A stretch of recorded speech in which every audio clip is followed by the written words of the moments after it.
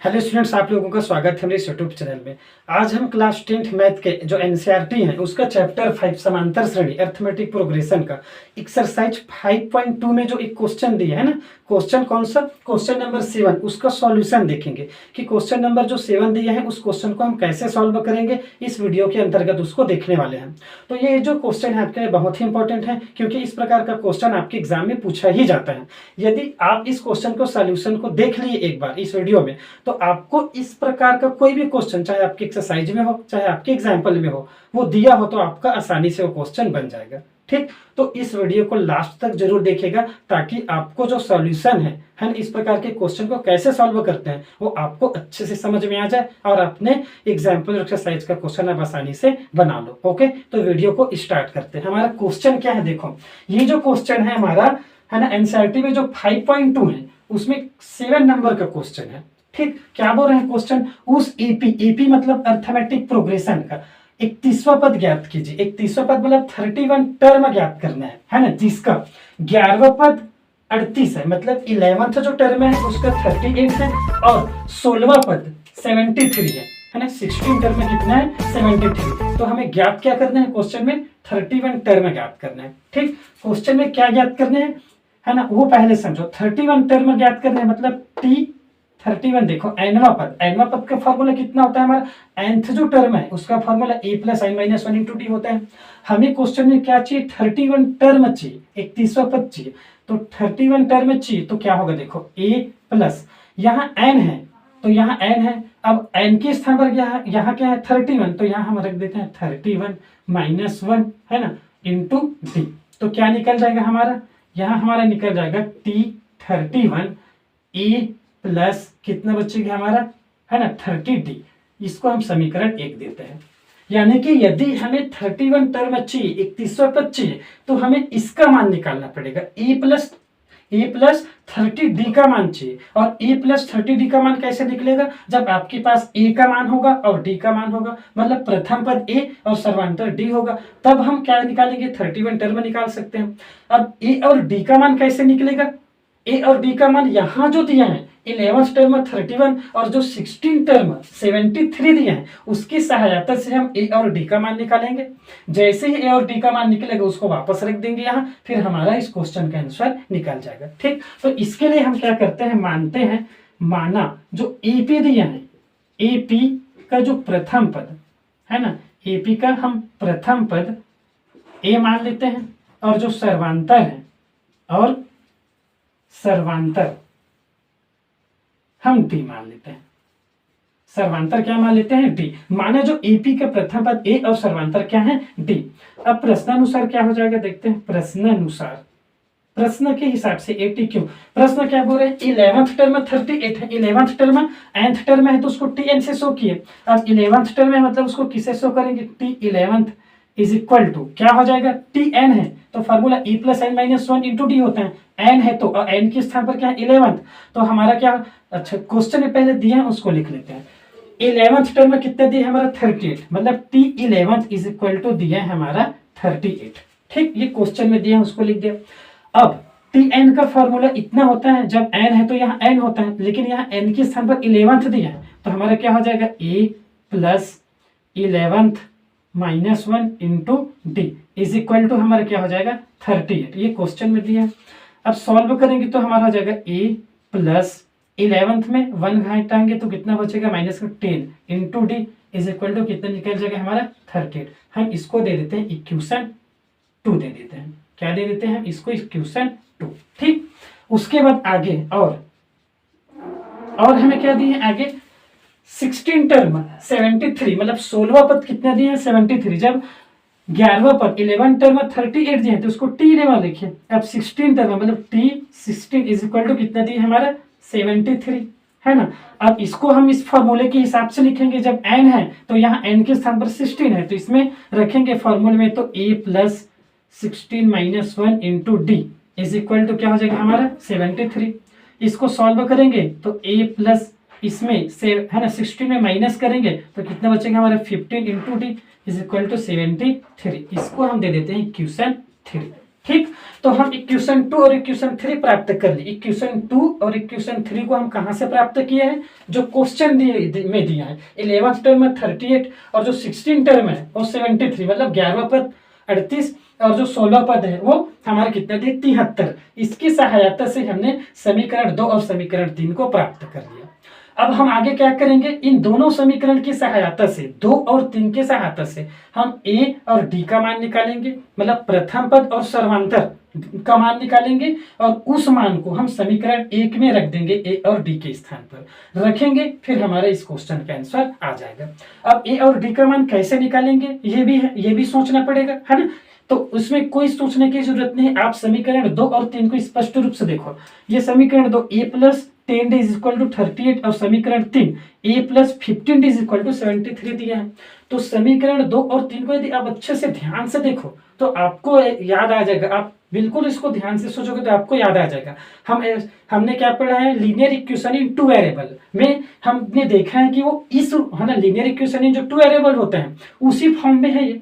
उसमें क्या होता है, ए के स्थान पर एक्स होता है और डी के स्थान पर क्या होता है, वाई। बस इतना ही तो फर्क होता है वो भी linear equation in two variable और ये भी है linear equation in two variable. तो linear equation in two variable को सॉल्व करने का जो मेथड होता है, क्या क्या method, elimination method, substitution method, cross multiplication method और ग्राफीय मेथड, है ना, ग्राफिकल मेथड। तो इन विधियों, इन मेथड की सहायता से किसी भी एक मेथड से इसको हम सॉल्व कर सकते हैं, चाहे आप विलोपन से करो चाहे प्रतिस्थापन से करो, है ना। तो उनके सहायता से जब हम हल करेंगे तो हमें ए और डी का मान निकल जाएगा। तो हम क्या करेंगे, देखो हम इसको किस विधि से सॉल्व कर देते हैं, विलोपन मतलब इलिमिनेशन मेथड से। क्यों, क्योंकि वो जो विधि है थोड़ा सरल होता है, बाकी से इजी होता है। तो हम क्या करते हैं, विलोपन विधि से, विलोपन विधि से जो इक्वेशन 2 है ना, मतलब समीकरण 2 और जो समीकरण 3 है, समीकरण 2 और समीकरण 3 को हल करने पर ठीक हम क्या करते हैं कि जो विलोपन विधि मतलब इलिमिनेशन मेथड से इक्वेशन 2 और इक्वेशन 3 को हम सॉल्व करते हैं। सॉल्व करेंगे तो क्या आएगा, यहां हम देखते हैं। ठीक, सॉल्व करने के बाद हमारा क्या आता है, यहां हम देखते हैं। दोनों को सॉल्व करेंगे, कौन कौन से को, इक्वेशन 2 और इक्वेशन 3 को, किस मेथड से, इलिमिनेशन मेथड से। इलिमिनेशन का मतलब क्या होता है कि किसी भी एक वेरिएबल को इलिमिनेट करना है। मतलब विलोपन विधि मतलब होता है कि किसी भी दो वेरिएबल दिए हैं, एक वेरिएबल ए है दूसरा वेरिएबल डी है, तो हम किसी भी एक वेरिएबल को विलुप्त करेंगे, उसको काटेंगे, कैंसिल करेंगे। तो कैंसिल करने के लिए क्या करेंगे, इक्वेशन 3 में हम 2 को माइनस कर देते हैं, या 2 में 3 को भी माइनस करेंगे तो भी आ जाएगा, है ना। यहां लिख देते हैं, चलो इक्वेशन जो 2 है, समीकरण 2 है, उसमें हम समीकरण 3 को घटा देते हैं, माइनस कर देते हैं। इससे हमारा क्या हो जाएगा, इसमें जो दो वेरिएबल हैं ए और डी, उसमें से एक वेरिएबल कैंसिल हो जाएगा। ठीक, तो कैसे होगा उसको देखते हैं। समीकरण 2 में समीकरण 3 को माइनस करें तो 2 को पहले लिख देते हैं। 2 हमारा क्या दिया है, A plus 10d is equal to कितना दिया हमारा 38, और 3 क्या दिया है हमारा, A plus 15d is equal to कितना दिया हमारा 73। अब माइनस कर रहे हैं, माइनस कर रहे हैं तो हमारा क्या हो जाएगा, इसका जो चिन्ह है मतलब सिंबल हो चेंज हो गया, प्लस है तो ये माइनस, ये भी प्लस है तो माइनस, और इसका भी चिन्ह प्लस है तो ये भी क्या हो जाएगा हमारा माइनस हो जाएगा। अब क्या होगा, ये दोनों कैंसिल हो गए, ये माइनस और ये प्लस, है ना। अब 10d माइनस 15d कितना हो जाएगा हमारा, माइनस 5d। ठीक, और माइनस 73 में आप 38 को घटा दो तो कितना हो जाएगा 13, 13 में 8 जाएगा तो कितना बचेगा आपका 5, ये 6 हो गया, 6 से भी 3 जाएगा तो कितना बचेगा 3, इसका चिन्ह माइनस है बड़ी का तो यहाँ माइनस लगा देंगे। ठीक, यहाँ से हमारा क्या हो जाएगा देखते हैं, d -5 इंटू में इस साइड आएगा तो क्या हो जाएगा हमारा डिवाइड में, तो ये हमारा हो जाएगा -35 अपॉन -5, तो ये दोनों कट गया, 5 एक बार में और कितने बार में कट गया 7, तो हमारे d का जो मान है वो निकल के आ गया कितना 7, ये हमारे d का मान आ गया। अब हमें किसका मान चाहिए, a का मान चाहिए। d का मान तो हमारा निकल गया 7, है ना। अब d का मान निकल गया तो हम a का मान ज्ञात करेंगे, फिर यहाँ रख देंगे। अब a का मान कैसे ज्ञात करेंगे, a का मान ज्ञात करने के लिए, a का मान फाइंड करने के लिए हम क्या करेंगे, जो d का मान निकला है उसको समीकरण 2 और समीकरण 3 दोनों में से किसी भी एक समीकरण में रख देंगे, किसी में भी, चाहे 2 में रखो चाहे 3 में रखो, आपका ए का मान निकल जाएगा।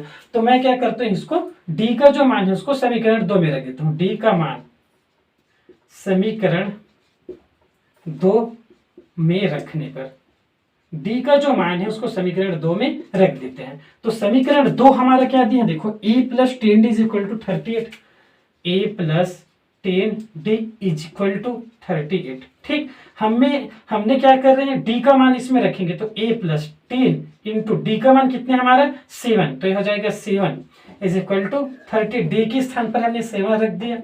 उसके बाद a प्लस इंटू करेंगे तो कितना हो जाएगा हमारा 17 इज इक्वल टू कितना हो जाएगा हमारा 38। उसके बाद क्या हो जाएगा, a 17 प्लस में इस साइड आएगा तो हमारा क्या हो जाएगा -17, है ना। उसके बाद क्या हो जाएगा, a is equal to minus करेंगे तो कितना बचेगा 10 में गया तो कितना बचा 2, ये 6 हो गया, 6 में 3 जाएगा तो 3, इसका चिन्ह माइनस है तो यहाँ आ जाएगा -3। तो इस प्रकार से हमारा a का मान निकल गया -32। ठीक, किसका मान निकल गया, हमारा a का मान। अब जैसे ही हमारा a का मान निकला, इस a के मान और d के मान को हम समीकरण 1 में रख देंगे तो फिर हमारा 31वां पद 31 टर्म निकल जाएगा। तो आप क्या करो, आप इसके स्क्रीनशॉट ले लो ताकि मैं आगे का इस साइड बता दूं। ठीक, जल्दी से ले लो इसके स्क्रीनशॉट। ठीक, तो मैं इस साइड को मिटा दूं, है ना, इस साइड को मैं मिटा देता हूं। उसके बाद हमारा मान निकल जाएगा, बस थोड़ा ही टाइम और लगेगा। अब यहां देखते हैं हम a का मान कितना निकाले हैं -32 और d का मान कितना निकाले हैं हम 7, है ना। अब इस मान को हम क्या करने की, मतलब a किसका मान a और जो d का मान है, a और d का मान समीकरण 1 में रखने पर, समीकरण 1 में रखने पर रखेंगे तो क्या आ जाएगा, देखते हैं। समीकरण 1 क्या है, t31 is equal to a plus 30d।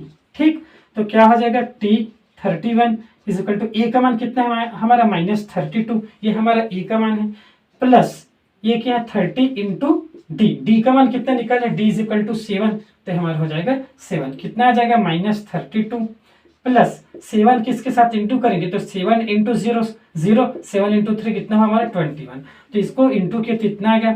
फिर माइनस कर देते हैं, है ना, 2 इसमें माइनस कर देते हैं, किसको माइनस करना है हमारा -32 को, तो कितना बचेगा, ये कितना हुआ हमारा 10 में 2 जाएगा तो कितना बचा हमारा 8 बचा, ये कितना हो गया 0 हुआ, मतलब ये 10 हो गया, 10 में 3 जाएगा तो कितना बचेगा 7 और ये कितना हो गया 1, तो हमारा आ गया 178।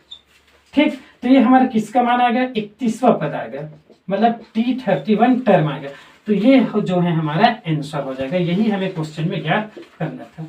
ठीक, ये हमारा क्या हो जाएगा आंसर। तो इस प्रकार से जो इस प्रकार का कोई भी क्वेश्चन आपको दिया हो जिसमें आपको 31वां पद, यहाँ जो आपका 31 टर्म दिया उसको आपको चेंज कर देगा क्वेश्चन में। मान लो आपको बोल दिया 29वां, आपको बोल दिया 50वां, आपको बोल दिया 52वां, तो आप कुछ भी पद बोले, लेकिन उसको निकालने का जो तरीका होता है, उसको निकालने का जो टेक्निक होता है, आपको ऐसे ही निकालना है। क्योंकि आपका क्वेश्चन चेंज हो सकता है लेकिन आपका जो रूल है, वो मेथड है, आपका चेंज नहीं होगा।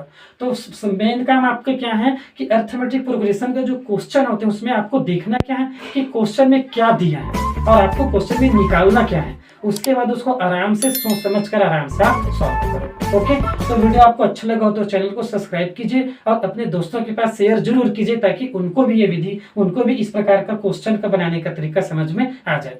Thanks for watching.